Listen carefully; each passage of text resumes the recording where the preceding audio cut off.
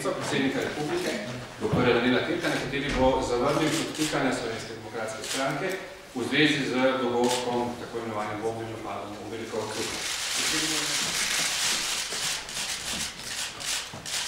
Dobar dan, lepo pozdravljeni in hvala lepa, da ste prišli na to novinarsko konferenco, ki je namenjena temu, kot ste slišali, da zavrnem razna podtikanja, ki se pojavljajo v zadnjem času in katerih cilj je na nek način vplesti oziroma trditi o moji vpletenosti v bombni napad v Velikovcu 18. septembra 1979.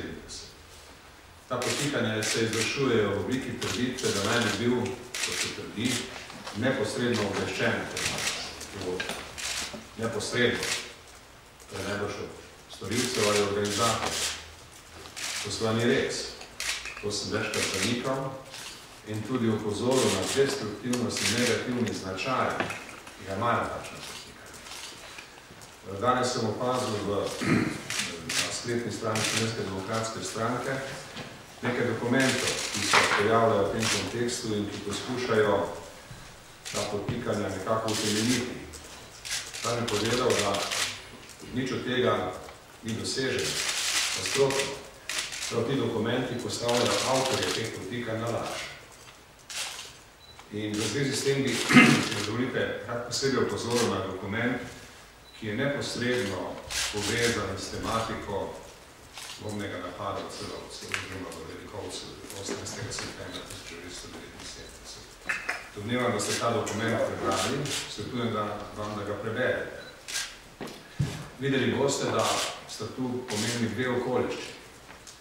Prva okoliščina je datum nastanka tega dokumenta. Ta dokument je nastal 1. julija 1980, se pravi 9 mesecev in pol po tem dogodku v Velikovcu. A je to mogoče neposredna informacija, 9 mesecev in pol, o dogodku, ki je bil obširno obravnavan v medijih in predmet obširnega poročanja. In ostalo. Če pogledate vsebino dokumenta, boste videli, da ta dokument ne pove nič drugega, kot daje povzetke medijskih poročil in pogovorov v zvezi z medijskimi poročili. To direktno obvešča. To je več kot indirektno. To je dvakrat indirektno. To je zasnovano na mediji in je namenjeno obveščanju v diplomatskem okviru, ki je bil potem seveda poslan še na druge naslove, tudi meni v moji nekdanji funkciji.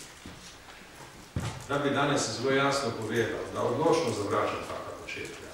Odločno zavračam vsa ta podtikanja, vse te insinuacije, ki so popolnoma neutemeljene, ki so moralno popolnoma nevzdržne in ki so tudi politično škodljive. Žal se ta podtikanja vključujejo v nek vzorec političnega ravnanja v našem prostoru in času, ki je izjemno negativen. To že prerašča zapujske. Tem bi pozval vse, ki tem sodelujejo, da se ustavi. Vas predstavnike medijev bi pa predvsem prosil, da skrbno preverjate to, kar se poskuša predstaviti kot imenovano neposredno obveščenost. Na koncu bi rad dodal še dve zadevi. Najprej nekaj o mojih dejavnosti v 70-ih letih. Leta 1975 sem diplomiral na pravni fakulteti v Ljubljani, diplomsko nalogo možne proceduralne osnove internacionalizacije problema slovenske in hrvaške manjšine v Avstriji pred organi Združenih narodov. Ta diplomska naloga je dobila Prešernovo priznanje in na tej podlagi me je takrat Socialistična zveza povabila kot strokovnega sodelavca v Komisijo za manjšinske in seljensko vprašanje pri Socialistični zvezi, tedajni široki politični organizaciji. In v tem okviru sem delal kot človek, ki se ukvarja s analizo, s pravnimi interpretacijami, analizo uresničevanja tiste državne pogodbe, analizo zakonskih osnukov, ki so se v tistem času pripravljali in ki so imeli za cilj na novo urediti položaj slovenske in hrvaške manjšine v Avstriji in ki so bili povezani tudi z nečim, kar se imenovalo popis posebne vrste. Folk Archiv besondere Art. In seveda okrog tega so nastale politične razprave, jaz sem v teh političnih razpravah sodeloval. Obstajala so posvetovanja med političnimi dejavniki v Sloveniji in predstavniki koroških Slovencev. In vse to je bilo moje delo. V nobenem trenutku to delo ni vključevalo nobenih takih reči, kot je potikanje bombe v Velikovcu 18. septembra. Dodal bi še to delo sem opravljal od leta 1975 naprej. Leta 1978 sem odšel na služenje vojaškega roka, tako da sem se vrnil poleti, konec julija 1979 na svoje staro delovno mesto, strokovnega sodelavca v komisiji za manjšinska in naseljenska vprašanja. In tam izvedel iz medijev, z televizijskega poročanja, z veliko osupnostjo, kaj se je zgodilo v Velikovcu. Izgleda, ta velika osupnost je bila značilna za mnoge ljudi, tako tu, kot na Koroškem.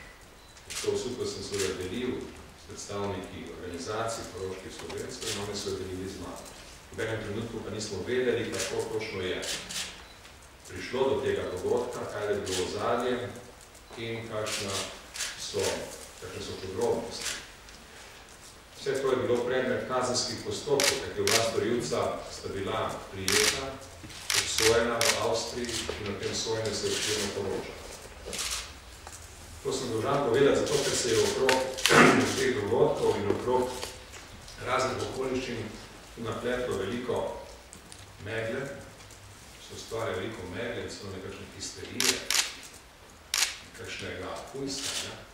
In resnično bi želel, da se to enkrat ustavi. In končno, konec 1979 sem bil imenovan oziroma za predsednika komisije za manjšinska in naseljenska vprašanja, funkcija, na kateri sem bil do leta 1983, potem sem odšel na pravno fakulteto in tam se posvečal preiskovalni in pedagoški dejavnosti. Za konec bi rekel še to. Danes se veliko razpravlja o arhivi in skrbi me, ker je okrog te razprave spletenih veliko manipulacij, veliko se manipulira s preteklostjo in veliko energije se izgublja na teh manipulacijah, mislim, da se ukvarjali s čem bolj koristnim in bolj potrebnim v času krize in režima. Sam nimam nobenih težav z arhivi, in kar zadeva mene, kot državljana Republike Slovenije, in kot predsednika Republike Slovenije, nimam nobenih zadržkov za to, da bi se dokumenti iz arhivov, ki se name nanašajo, tudi objavili.